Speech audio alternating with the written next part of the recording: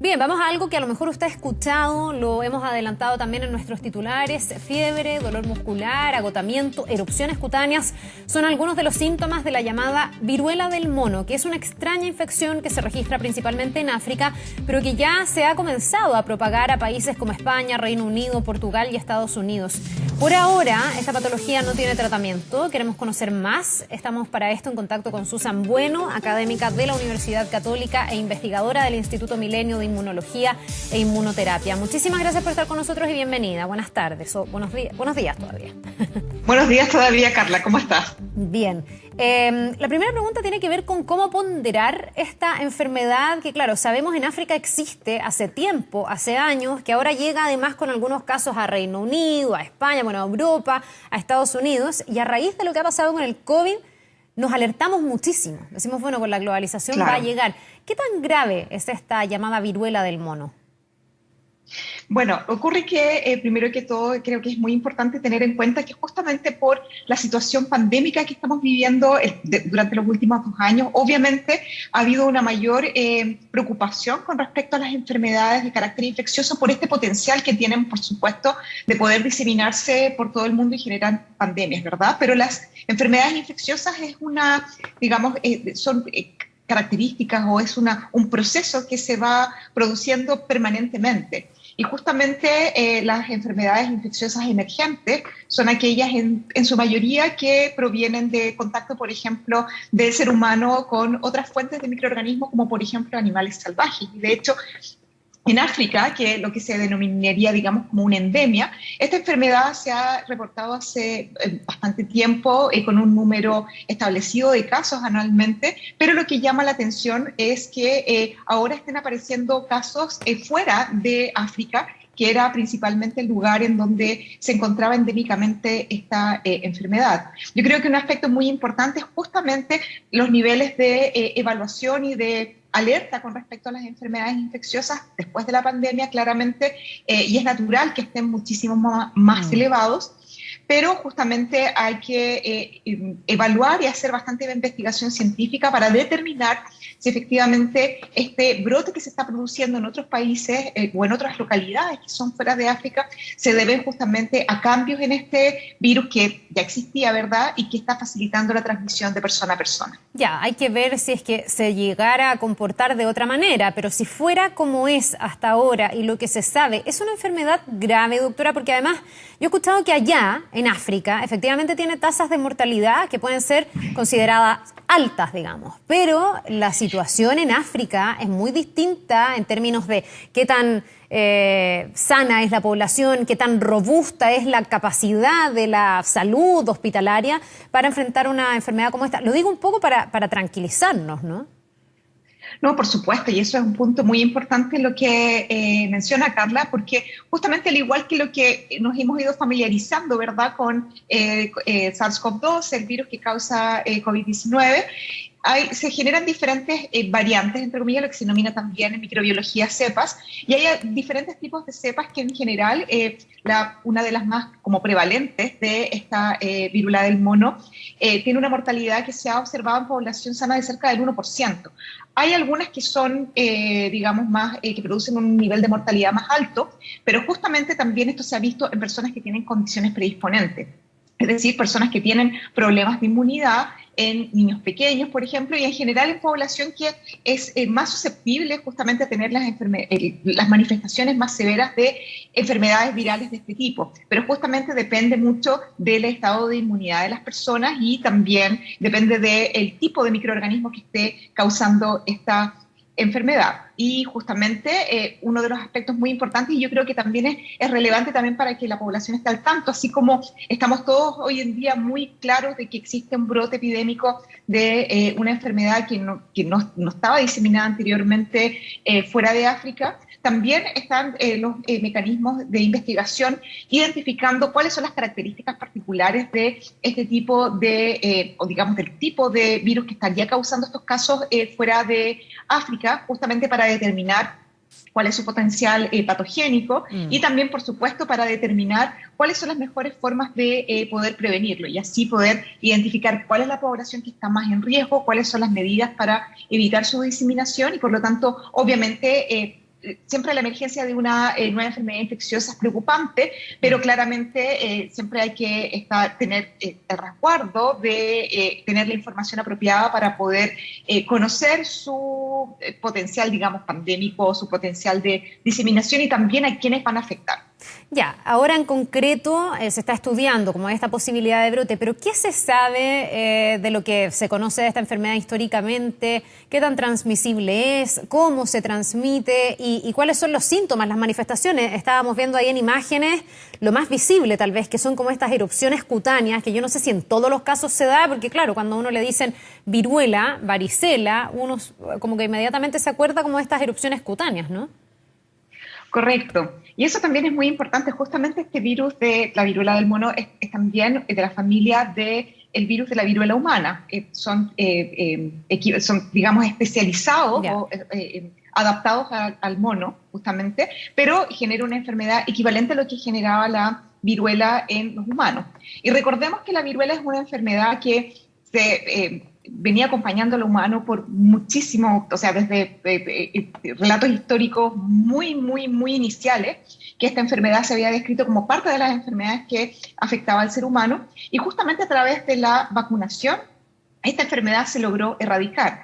Y estamos hablando de digamos, un periodo de vacunación sumamente extendido en el tiempo que permitió justamente que este virus dejara de circular en la población, y una de las características principales que favoreció este hecho es que este virus tenía como reservorio, su único reservorio era el ser humano. Entonces, cuando el ser humano a través de la vacunación obtuvo inmunidad, los casos empezaron a reducirse significativamente, ¿verdad? Hasta llegar a un punto de que toda la población estaba inmunizada y por lo tanto el virus ya no tenía algún hospedero en donde poder reproducirse y se pudo erradicar, y de hecho se dejó de vacunar aproximadamente en la década de los 80 porque el virus ya no existe.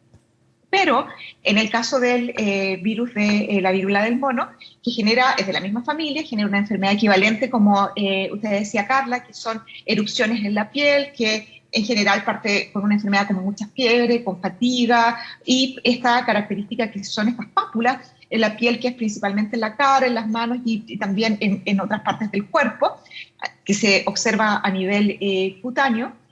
Tiene la característica en el caso de la viruela del mono de haber sido una enfermedad que estaba asociada principalmente a personas que habían tenido contacto justamente con monos. En África es una costumbre, de hecho, que se consume, los monos son, digamos, animales que se consumen, o que la población también tiene, dependiendo de las zonas, sobre todo las zonas rurales, que tienen más contactos con estos animales, en donde se puede producir esta transmisión.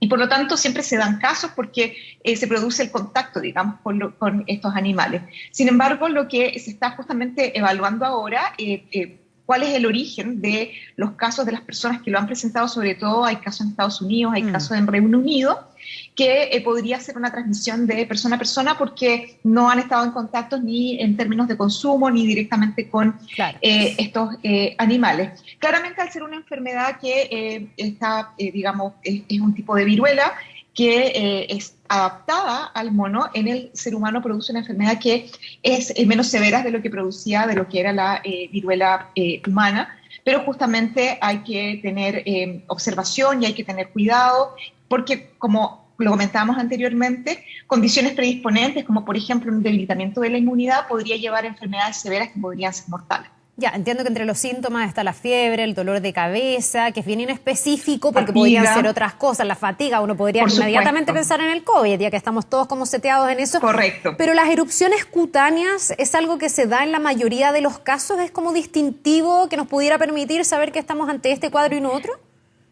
Claro, es un elemento distintivo que se da en la mayoría de los pacientes que desarrollan esta enfermedad y justamente tiene la característica de ser equivalente como a unas especies de ampolla que son muy similares a lo que es la varicela y que se dan a nivel de la piel, principalmente a nivel de cara, de mano, y que tiene esta característica que si se extiende, sobre todo en personas que tienen problemas de inmunidad, puede generar una enfermedad relativamente severa. Pero justamente las viruelas en general, o de estos virus que se llaman los smallpox, o los pox, que se llaman dentro del nombre de la familia en general, que permite identificar un tipo particular de virus que tiene la característica de producir este tipo de enfermedades son las erupciones cutáneas, que son tipos ampollas que se producen en la piel. Susan, ¿se sabe cómo es la transmisión en este caso de hombre a hombre? Porque la transmisión desde el mono al hombre no va a ser una fuente de propagación probablemente en los lugares donde se están registrando estos casos, Estados Unidos, Reino Unido, España, ahí estamos hablando de urbes, ¿no? Donde no estamos en contacto con los monos. Esa transmisión de persona a persona, ¿se sabe cómo se produce, pensando también en poder prevenir? Justamente, yo creo que ese es uno de los puntos muy importantes que se tiene que clarificar y que se tiene que hacer más estudios, porque hay múltiples formas en las cuales las enfermedades infecciosas se pueden transmitir de persona a persona, ¿verdad? Y justamente aquellas enfermedades que son las que se transmiten por aire o por secreciones respiratorias, que tenemos la experiencia de hace muy poco, ¿verdad? En el caso de COVID-19 son las que se transmiten muy rápidamente, pero también hay enfermedades que se pueden transmitir por contacto directo y dado la velocidad con lo que se están observando los casos y también la historia de las personas que se han reportado con estas enfermedades, al parecer sería una enfermedad que se transmitiría por contacto directo, es decir, tomar contacto cercano con una persona que también está desarrollando esta enfermedad, y esto permitiría que el virus tome contacto con las vías en donde se puede, por las cuales se puede transmitir. Por eso es sumamente importante que se generen estos casos, que se han identificado cuáles fueron las fuentes o cuál fue la persona que pudo transmitir esta enfermedad, para conocer justamente la forma en la cual este virus se estaría transmitiendo. Generalmente cuando se produce la transmisión de un animal, en este caso el mono al humano, también es porque se consume, ¿verdad? Y en el momento que se consume se puede tener contacto, se prepara, se puede tener contacto con secreciones o fluidos de los animales que no están, debidamente preparadas o no están cocidos, y por lo tanto esto es la fuente, de este virus. O también se ha descrito que se podría producir por secreciones, básicamente tomar contacto con fluidos biológicos que sean derivados de un animal o en este caso sería un individuo infectado. Al parecer se podría hacer a través de contacto de piel a piel, que eso sería una forma que ocurre con muchos microorganismos que se produce. Y yo anticipo, pero obviamente mientras no se tengan los datos científicos la información también epidemiológica, no se puede afirmar, pero dado que la velocidad con lo que se están de alguna manera identificando los casos, no correspondería a una enfermedad que se esté transmitiendo por aire, por ejemplo, o por secreciones respiratorias, sino que más bien por contacto directo. Ah, ya, porque eso le iba a preguntar, si en el fondo al cuidarnos del COVID nos estaríamos cuidando también de esta enfermedad, pero si no se está dando de esa manera, no sé si nos estaríamos también ayudando a prevenir en esta viruela del mono. Sí, eso es importante, porque justamente, por ejemplo, las mascarillas tienen un efecto muy importante para prevenir que secreciones respiratorias pueden tomar contacto con otras personas, y también el distanciamiento, ¿verdad? Y sobre todo cuando estamos hablando de enfermedades que se transmiten por aire o por secreciones respiratorias, la distancia que uno puede tomar de una persona a otra es sumamente importante, ¿verdad? Por la distancia que pueden viajar estas gotitas de secreción. Cuando estamos hablando de enfermedades que se transmiten de persona a persona, siempre el distanciamiento físico va a ser una herramienta que va a permitir justamente prevenir la transmisión de estas enfermedades, pero justamente va a depender de, entre comillas, se podría decir, la forma o el vector que está movilizando este microorganismo. Si es justamente contacto directo por piel o secreciones que en una distancia que sea un poco más corta, justamente el distanciamiento físico nos va a permitir prevenir, pero va a ser un distanciamiento físico que va a ser menor que el que requiere, por ejemplo, una enfermedad que se transmite por aire, en la cual realmente sí tiene que haber por lo menos 1 metro de distancia entre una persona y otra, pero sin embargo el distanciamiento físico obviamente siempre va a ser una herramienta que va a permitir prevenir enfermedades que se transmiten de persona a persona. Sin embargo, somos seres sociales que estamos en contacto permanentemente unos con otros, vivimos en sociedad, y eso los microorganismos lo saben perfecto, y es una de las principales formas que utilizan para poder transmitirse. Sí, para finalizar, estamos en un mundo globalizado además, entonces de inmediato uno Correcto. se pregunta, en la proyección, ¿es posible saber hasta dónde esto puede crecer y es lo más probable que pudiera llegar a nuestro país? A ver, yo creo que teniendo también la experiencia de lo que pasó con el coronavirus, hay varias otras enfermedades que también se han producido brotes epidémicos, por ejemplo, en África, en el caso de ébola, fue una enfermedad que también teníamos mucho temor de que pudiese llegar a Chile justamente por la globalización, pero dado cómo se da la enfermedad infecciosa, en este caso no tuvimos esta situación en nuestro país, a diferencia de lo que pasó con COVID, que en cosas de semanas, desde que se pudo identificar y ya se habló de un brote epidémico con el SARS-CoV-2, ya teníamos en marzo, digamos, del año 2020, teníamos este virus en nuestro país. Entonces, obviamente, por la globalización esto y el movimiento de personas y los métodos de transporte que hoy están muy accesibles para la población, sobre todo ahora que después de la pandemia nuevamente se retomaron los viajes, el transporte de personas, etcétera. Esto obviamente siempre va a estar el riesgo de que esta enfermedad pueda llegar a nuestro país.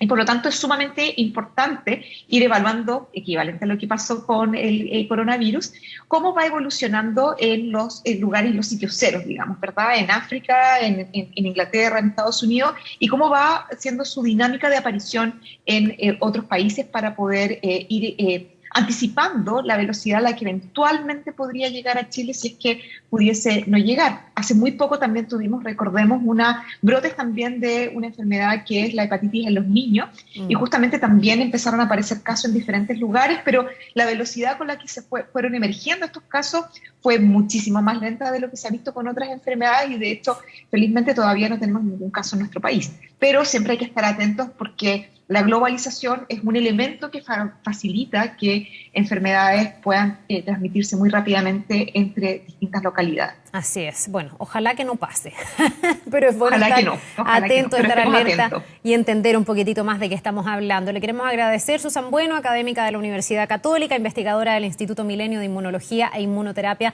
por habernos ayudado justamente a estar más atentos y saber un poco más de esta enfermedad. Que tenga muy buen día. Muy bien, Carla, muy bien. Muy buen día también para usted. Muchas gracias.